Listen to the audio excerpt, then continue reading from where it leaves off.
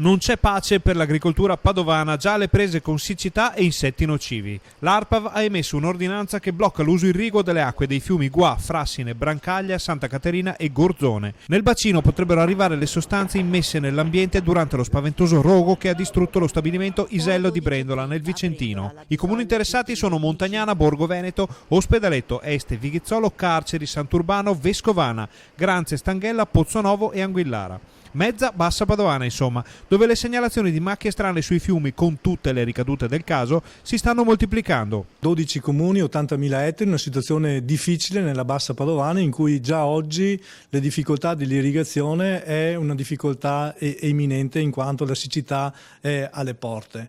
Oggi abbiamo le ordinanze da parte dei comuni, correttamente sempre sotto il controllo anche dell'ARPAV, che indicano il grande inquinamento che oggi c'è, è stato rivestito sui corsi d'acqua che gli agricoltori si adoperano per fare l'irrigazione. Quindi oggi l'agricoltura ancora una volta è in grosse difficoltà, è un'area molto difficile, basti pensare già ai grossi problemi del FAS e già ai problemi dell'inquinamento del Frata Gorzone. Ecco quindi la proposta dell'associazione di categoria. Abbiamo oggi la necessità di riscrivere la politica comunitaria. Oggi abbiamo la necessità che questa politica comunitaria vada a braccetto con le esigenze degli agricoltori. Quindi abbiamo la necessità oggi che la politica intervenga con metodi e anche contributi per dare la possibilità alle aziende agricole di assicurarsi e quindi di rispondere a determinati rischi. E l'inquinamento di questi giorni non è che l'ultima piaga per l'agricoltura nostrana. Questo problema si somma a quello di un'estate non certo facile dal punto di vista climatico.